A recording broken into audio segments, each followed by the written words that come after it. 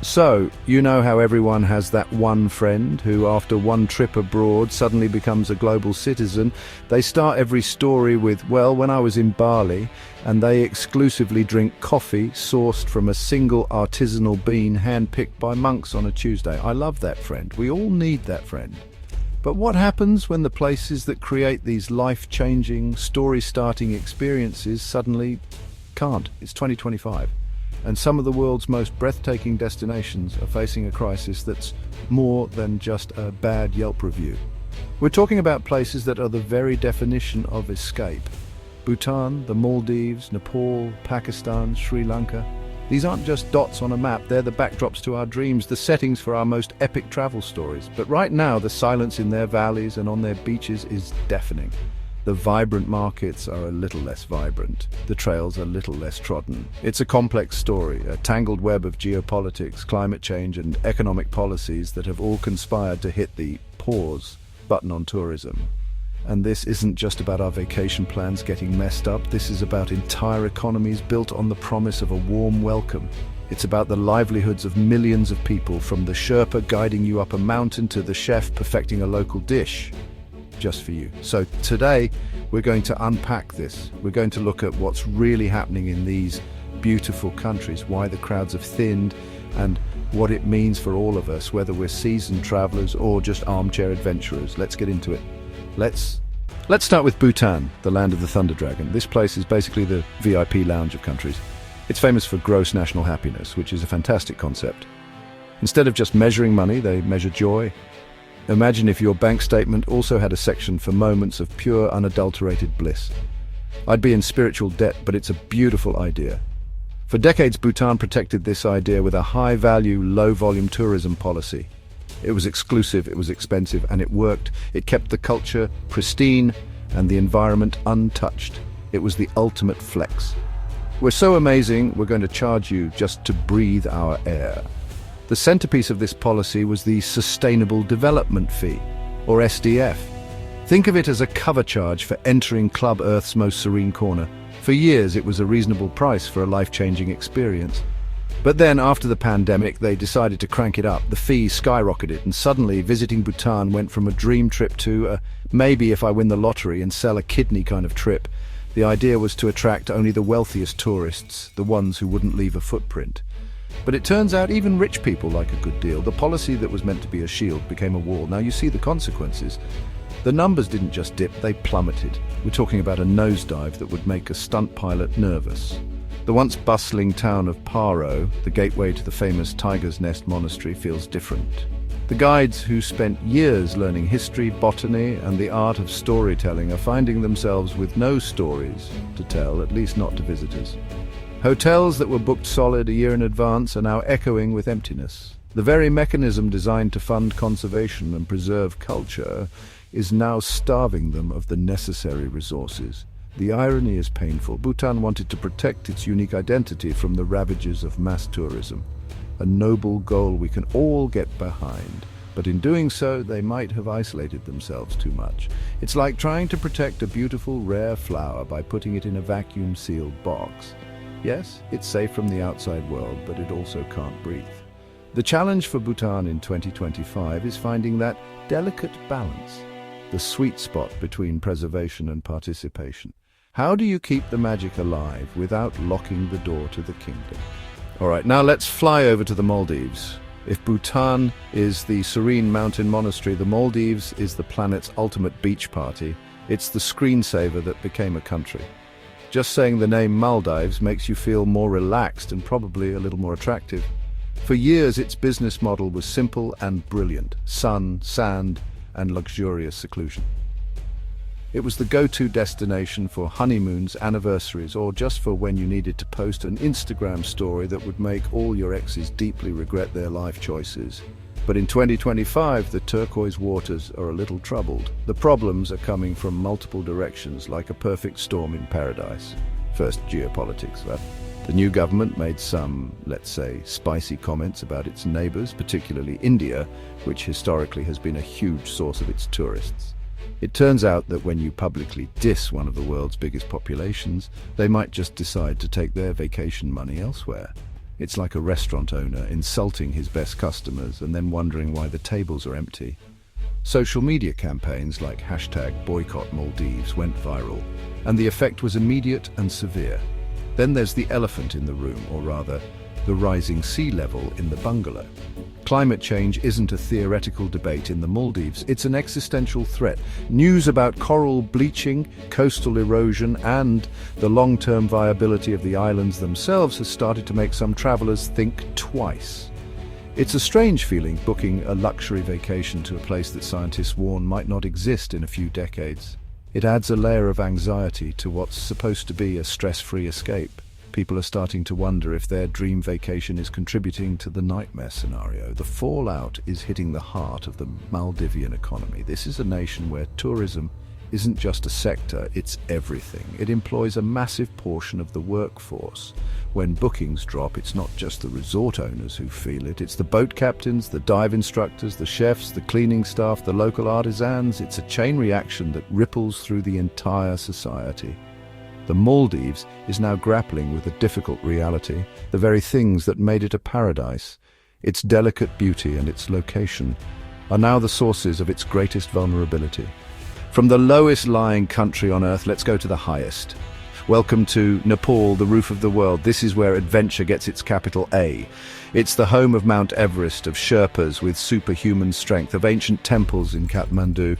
Nepal doesn't sell luxury in the same way the Maldives does. It sells transformation. It offers the chance to push your limits, to stand in awe of nature's power, and to come back a slightly different, probably more humble person. For decades, trekkers and mountaineers have made the pilgrimage here, seeking challenge and enlightenment. But the path to recovery for Nepal's tourism industry in 2025 is proving to be a steep and treacherous climb. One of the biggest specters haunting the Himalayas is climate change. The glaciers are melting at an alarming rate. This isn't just an environmental headline, it has real, tangible consequences for tourism. Trekking routes are becoming more dangerous and unpredictable. Glacial lakes are threatening to burst their banks, and the weather patterns are becoming erratic. The very mountains that draw people in are becoming less stable, making the dream of Everest Base Camp a riskier proposition. On top of the environmental woes, there's the persistent problem of infrastructure.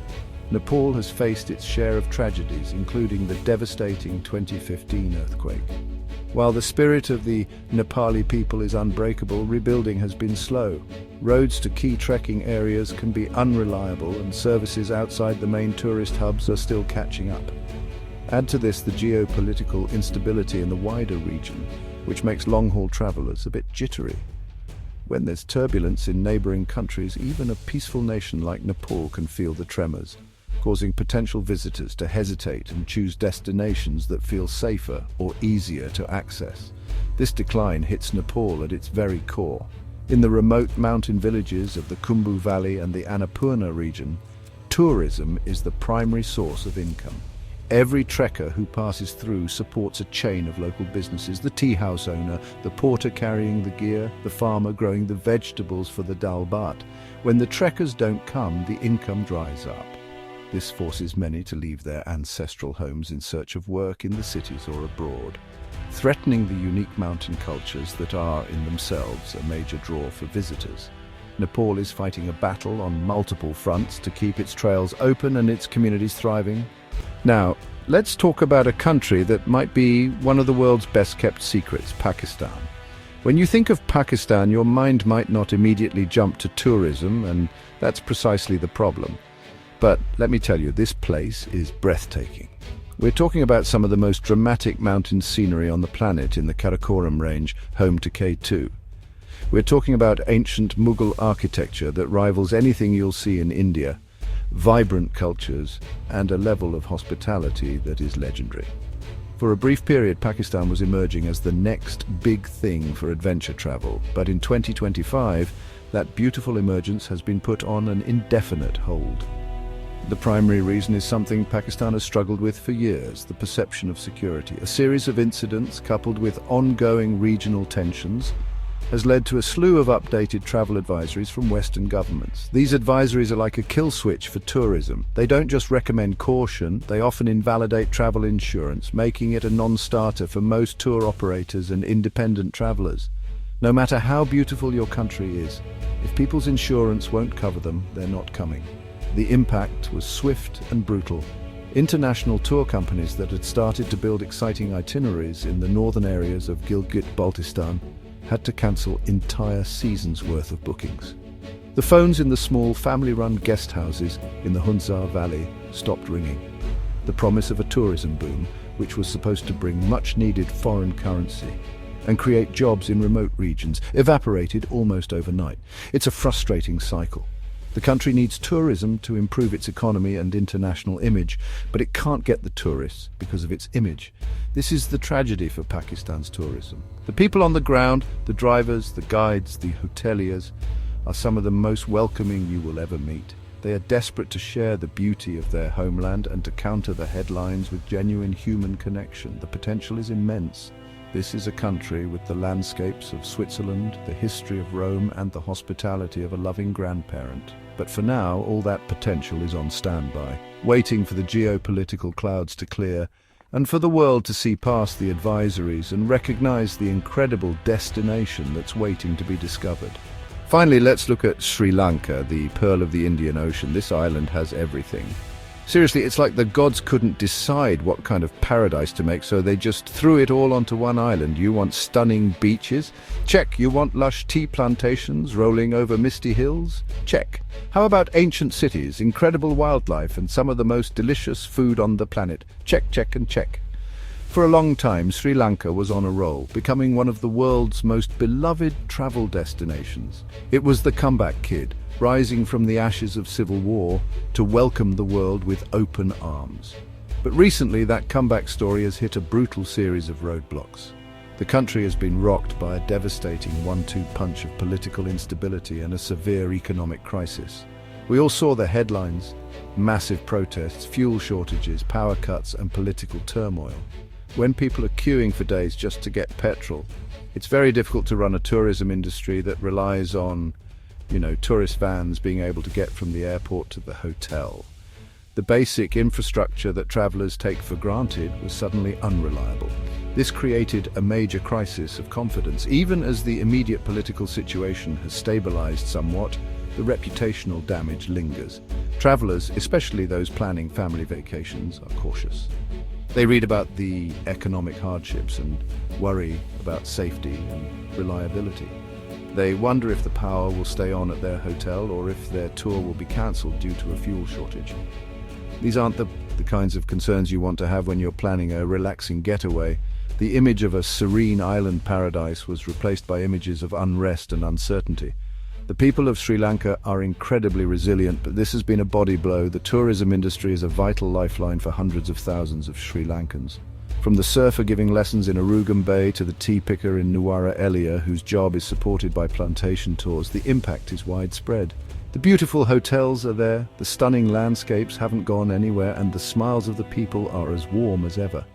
But Sri Lanka is now faced with the monumental task of not just rebuilding its economy, but also rebuilding its reputation as a safe, stable, and welcoming paradise for travelers. So, what do we take away from this journey through struggling paradises? It's clear that the postcard image of a perfect destination is incredibly fragile. It can be shattered by a political decision, threatened by a warming planet, or shaken by economic instability. For Bhutan, the Maldives, Nepal, Pakistan, and Sri Lanka, the path forward is complex. It's a tightrope walk between protecting their unique identity and engaging with the outside world, between short-term survival and long-term sustainability. Their stories are a powerful reminder that tourism isn't just about us and our vacations. This is a human story.